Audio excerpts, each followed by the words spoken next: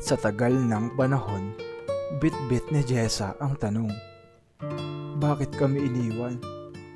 Lumaki siyang may galit, may puwang sa puso niya na hindi mapunan. Hanggang isang araw, may dumating na sulat. Galing sa kulungan, mula sa ina. Nagsimula siyang magtanong, naghanap ng sagot. Nag-usap sila sa pamamagitan ng liham. Doon lang niya muling naramdaman ang init ng isang ina. Pero bakit nandoon ito? Sa huli, sa isang lumang file ng korte, nabasa niya ang desisyon. May nasawi sa isang sunog. Inako ng ina ang kasalanan. Walang ibang ebidensya. Walang ibang salarin. Ang katotohanan, hindi siya iniwan ng ina. Inako lang nito ang krimen ng kanyang ama para hindi sila magkawatak-watak.